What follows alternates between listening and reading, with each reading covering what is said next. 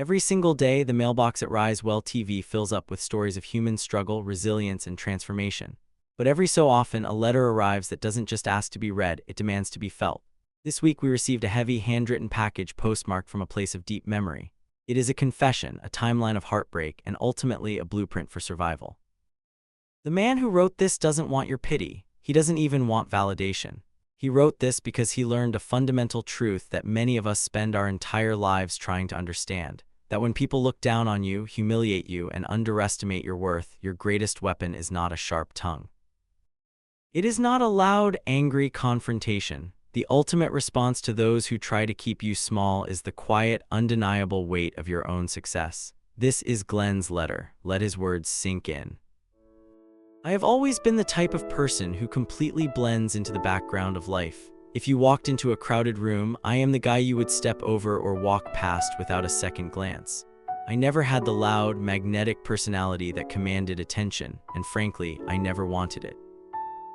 While other kids were fighting to be the center of the universe, I was perfectly content watching from the corners, observing the way people moved, the way they spoke, and the way they masked their deep-seated insecurities. My world wasn't built on words, it was built on frequencies. From the moment I picked up a bass guitar in my early teens, I found my language. A lot of people don't understand the bass. They look at the front man, the singer screaming into the microphone, or the lead guitarist ripping a flashy solo under the spotlight, and they think that is where the music lives. But the bass is the heartbeat. It's the low, rumbling frequency that you don't necessarily hear with your ears, but you feel deep inside your chest. If the singer stops, the song continues. If the lead guitar misses a note, it's a mistake, but if the bass stops, the entire house falls down. That was my identity when we formed our rock band in college. We were just four guys with empty pockets, cheap, second-hand instruments, and a shared dream that felt entirely too big for the cramped, humid garage we practiced in. While the frontman handled the crowd and the drummer brought the energy, I stood at the back of the stage, half hidden in the shadows, locked in with the rhythm. I wasn't chasing fame, and I certainly wasn't chasing a lifestyle. I just loved the absolute purity of creating something real from nothing. Then Hanzel walked into my life. To this day, I still remember the exact moment I met Hanzel back in our high school days. She was everything I wasn't. She came from a family whose name was etched onto prominent buildings and spoken of in high society circles. She moved with an effortless, sunlit confidence that only comes from knowing the world will always bend to your will. She was beautiful, wildly popular, and surrounded by an entourage of people who constantly sought her approval. When she first showed interest in me, I genuinely thought I had found an anomaly. I thought, here is someone who sees past the labels, past the quiet exterior, and actually loves me for exactly who I am. In the beginning, it felt like an indie movie romance.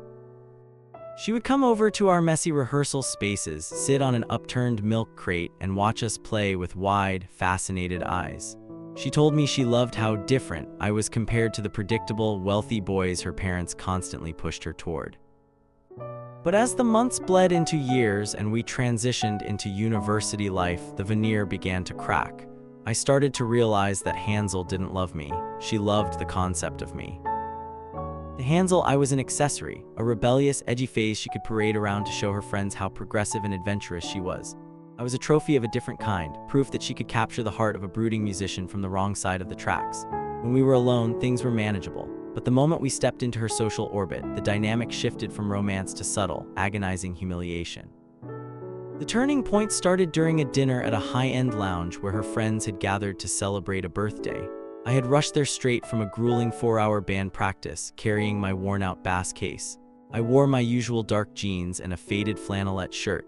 The moment I sat down, the atmosphere froze. "Glen, sweetie," Hanzel whispered loudly, her hand reaching over to forcefully tuck in my shirt collar and brush imaginary dust off my shoulder in front of everyone.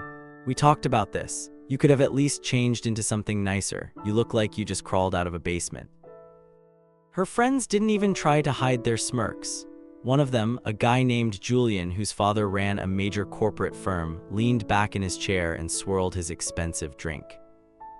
"So, Glen," Julian said, his voice dripping with condescension, "does this little band of yours even bring in a real income, or is it more of a hobby while you figure out a real career?"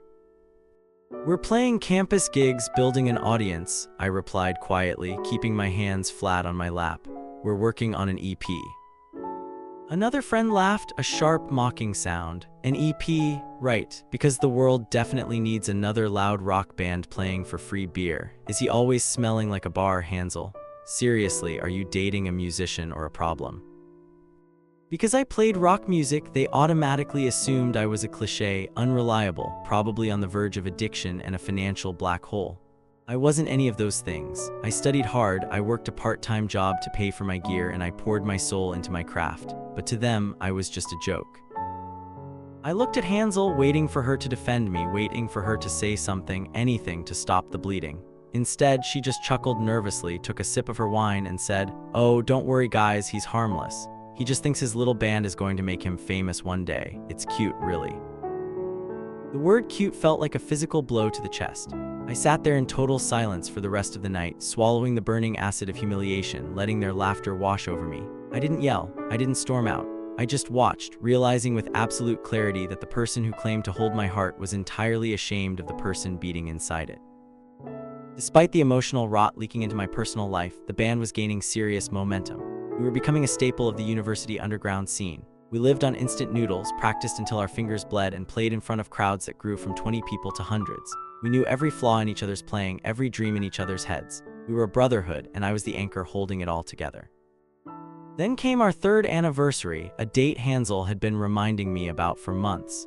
She expected the absolute standard for her social media feeds: a reservations-only dinner at an expensive rooftop restaurant, gifts, and a perfectly curated evening that she could broadcast to her followers. 3 days before the anniversary, our frontman burst into the rehearsal room, trembling with excitement. "Guys," he gasped, throwing a piece of paper onto the amplifier. "We got it. The major university music festival slot. The headline act pulled out and the organizers want us. This is the biggest stage in the region. Talent scouts from major labels are going to be in the front row. This is the door we've been banging on for 3 years." My heart soared until I looked at the date. It was the exact night of our anniversary. I tried to talk to Hanzel that evening, hoping against hope that she would understand the magnitude of what this meant for my life. I didn't even get to finish my sentence before her expression hardened into complete disgust. "You're joking, right?" she said, her voice rising. "You're going to break our anniversary plans for a college gig, a literal playground for drunk students." "Hanzel, this isn't just another gig," I pleaded, my voice strained. "This is the culmination of everything we've built. Major labels are going to be there. If I don't show up, the band can't play. I am the foundation of these songs. I can't abandon them." "And what about me?" she screamed. "You always choose your music over me. You really think this pathetic band is going to take you somewhere? Look at yourself, Glen. You're just a guy playing instruments in dark rooms while everyone else is building a real life. You are embarrassing me." The words hung in the air, cold and definitive. "If you walk out to play that show," she said, her voice dropping to a deadly whisper, "don't bother coming back. I am tired of waiting for a man who has nothing to offer but noise." I looked at her, and for the first time in our relationship, I didn't feel hurt.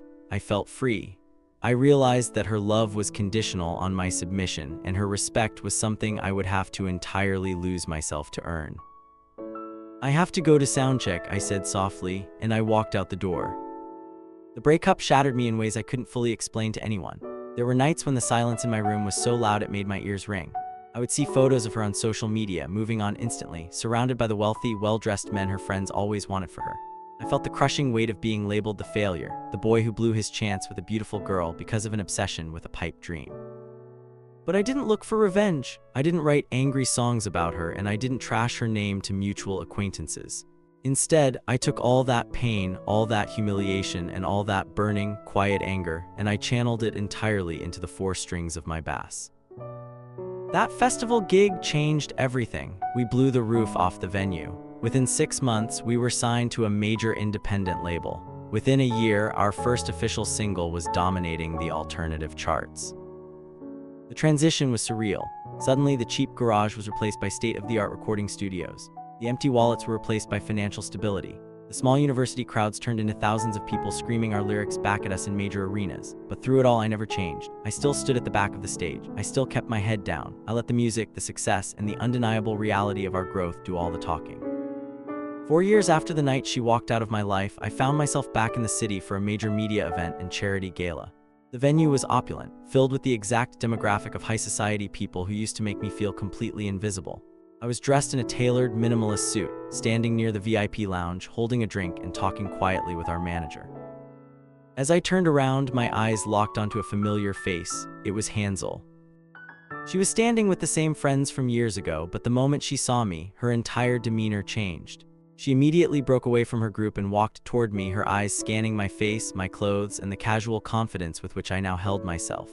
She looked older, her expression a complex mixture of awe, regret, and sudden realization. "Glen," she said, her voice trembling slightly. "Wow, look at you, you look incredible." "Hi Hanzel," I said, keeping my voice entirely neutral, entirely calm. "I've been seeing you everywhere," she said, stepping closer, attempting to recreate the old familiarity we once shared. "The new album is beautiful. Honestly, Glen, I always knew you had it in you. I always told everyone that you were different, that you had this special spark. I always believed in your dream." It was a staggering display of historical revisionism. I looked past her shoulder and saw her friends, the same people who had joked about me smelling like a bar, the same people who asked if I was a project, watching us with wide, nervous eyes, desperately hoping for an introduction to the successful musician I had become. Hanzel reached out, her hand hovering near my arm, her eyes pleading. "Maybe we could get coffee sometime, catch up properly. I've missed you, Glen, I really have." Years ago, I used to dream about this exact moment. I used to construct elaborate scripts in my head where I would scream at her, list all my achievements, humiliate her the way she humiliated me, and throw my success directly in her face. But standing there looking at her, I realized I didn't need to say a single word. Cruelty requires effort. Bragging requires an insecurity that needs validation. I didn't have any of those things anymore. I simply looked into her eyes, gave her a gentle, polite smile, and said, "Thank you for the kind words, Hanzel. I'm glad you're doing well. Take care." I didn't give her my number. I didn't introduce her to my manager. I turned around and walked back to the people who valued me when I was nothing. As I walked away, I felt her eyes lingering on my back. She had finally realized that the boy she was completely ashamed of had grown into a man she could no longer reach. The days following that brief encounter passed in a blur of transience and motion. When you spend your life touring, cities begin to lose their borders. They bleed into one another until every venue, hotel lobby, and backstage green room looks identical. Yet the memory of that charity gala clung to the edges of my mind, not as an open wound, but as a closed book whose final line had finally been read. I spent hours sitting in the back of our tour bus, watching the rainy countryside slide past the tinted glass. My bass sat in its custom hard case right beside my bunk. It was a beautiful instrument now, a vintage custom build, far removed from the cracked wood and buzzing electronics of my youth. But when my fingers rested on the neck, the feeling was the exact same. The instrument hadn't changed me, it had preserved me. My bandmates Mark, Leo, and Chris were sitting at the small table in the center of the bus, arguing over a track sequence for our upcoming live record. They were loud, animated, and full of the same raw passion that drove us when we couldn't even afford to buy our own guitar picks. They didn't treat me like a star, and I didn't treat them like employees. We were survivors of the same crucible. "Glen, you're quiet back there," Mark yelled out, holding a laptop toward me. "What do you think? Do we open the second set with the bass-driven groove, or do we let the guitars build it up from the ground?" "Let the bass drive it," I said, a small smile appearing on my face. "Give the crowd something to feel before they hear it. Build the foundation first." Mark nodded, tapping the keyboard. "The foundation first, always." The letter I am writing to you now, Rise Well TV, is being finished in an ancient, brick-walled dressing room in an old theater downtown. Through the floorboards, I can feel the low vibration of the crowd arriving, their feet stomping, their voices humming in anticipation. In an hour, the lights will drop to complete darkness. The roar will climb to a deafening peak, and I will walk out, clip my strap over my shoulder, and step into the shadows right next to the drum riser. Sometimes, I look back at the kid who sat at that upscale dinner table, enduring the sharp remarks of people who measured a human life by the digits in a bank account or the labels on a jacket. I think about how close I came to believing them. When you are surrounded by voices telling you that you are nothing but an embarrassment, an unfinished project, or an accessory to someone else's prestige, it takes a massive amount of internal gravity not to collapse into their version of reality. Hansel's mistake wasn't just that she didn't support my music. Her mistake was that she lacked the capacity to value anything that couldn't be instantly converted into social currency. She wanted a partner who could serve as a mirror to reflect her own vanity back at the world. When my life demanded sacrifice, when it required the grueling, unglamorous hours of labor that define true dedication, she saw it as a personal insult. She didn't want to build a life from the soil. She wanted to walk into a fully grown garden and claim she planted the seeds. I used to think I needed to spend my life proving them wrong, but eventually, through the long nights and the heavy lifting, I realized a much deeper truth: I only needed to prove myself right. When you focus your energy on spite, you're still letting your detractors dictate your path. You are still letting their voices run the rhythm section of your mind. But when you focus your energy on execution, you become entirely untouchable. My success wasn't a weapon designed to hurt them. It was a shield that made their opinions entirely irrelevant. The boy they tried to bury didn't break. He just learned how to grow in the dark. To everyone watching this video on Rise Well TV, to everyone who has ever been laughed at, ignored, or made to feel small by the people who were supposed to protect and love them, remember this: your current chapter is not your final story. The world is filled with people who will try to evaluate your worth based on their own limited vision. Do not argue with them. Do not waste your precious breath trying to convince them of your potential. Stay focused on your foundation. Keep practicing in the shadows. Build your strength in absolute silence, and let your ultimate comeback be so loud that you never have to raise your voice to explain it.